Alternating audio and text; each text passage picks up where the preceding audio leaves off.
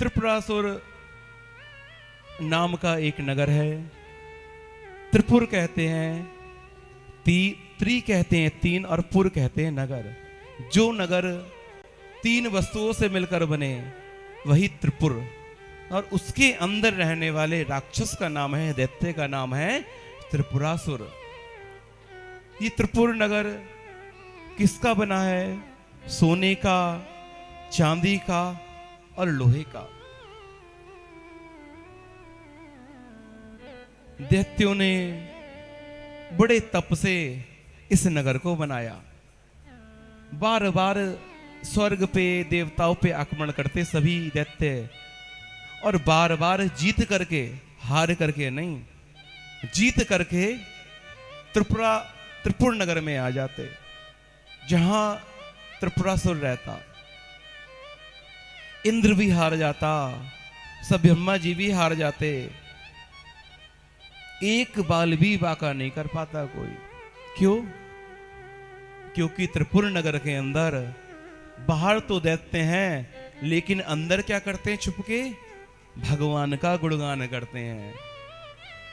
ब्राह्मणों की तरह त्रिकाल संध्या वंदन करते हैं, धर्म करते हैं, शिव का नाम जपते हैं, कृष्ण का नाम जपते हैं। क्योंकि दैत्य भी जानते हैं कि रक्षा करने वाला तो केवल हरिहर है। दिखाते नहीं है किसी को, लेकिन उस त्रिपुर नगर में रहकर उच्च आचरण को करते हैं, और उसी शुभ कर्मों के द्वारा उन दैत्यों का बाल भी बाका नहीं होता। ये बात नारद जी को पता चली।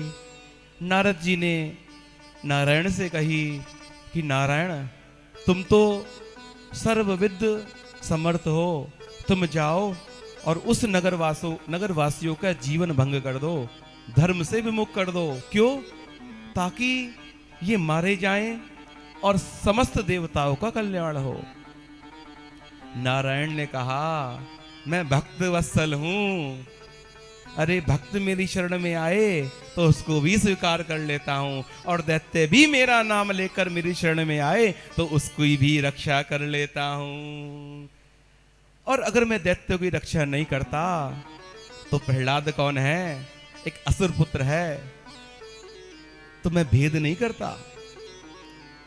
तब नारायण ने तो ये बात नहीं मानी, और अब नारद जी स्वयं देवताओं पर कृपा करने के लिए एक ब्रह्मचारी का वेश बनाकर उस नगर में जाते हैं। उस नगर में जाने के बाद उन सभी दैत्यों से पहले तो सुंदर उपदेश देते हैं, और जब पूरा उपदेश उनके समझ में आ जाता है तो कहते हैं, देखो जब कोई अच्छा वक्ता मिल जाए ना उपदेश देने वाला, तो उसको गुरु बुला लेना चाहिए। और ऐसी पट्टी पढ़ाते हैं, ऐसी पट्टी पढ़ाते हैं कि सभी दैत्य नारद जी को गुरु बना लेते हैं। पहले तो गुरु बनाया, और कहते हैं गुरु की बात नहीं टालनी चाहिए। और अभी तक जो धर्म से युक्त आचरण कर रहे थे, उनके आचरण को बदल दिया। सभी दैत्यों को नारद जी ने धर्म से विमुख कर दिया। और जैसे ही सारे दैत्य धर्म से विमुख हुए, उन दैत्यों का संहार हुआ। भगवान शंकर को सबने एक साथ पुकारा। भगवान शंकर ने एक बाण निकाला। उसके विषय में भी कल बताया कि जब त्रिपुर नगर को भगवान शिव भस्म करने वाले थे, उस समय शिव जी के हाथ में, अंगूठे में दर्द हो गया। तो पार्वती मैया के द्वारा कि तुमने बिना गणेश पूजन करे युद्ध प्रारंभ किया है, कार्य प्रारंभ किया है। शिव जी का पुनः गणेश पूजन करना, और गणेश पूजन के पश्चात त्रिपुर नगर को भस्म कर देना। बोलो भक्त वत्सल भगवान की जय।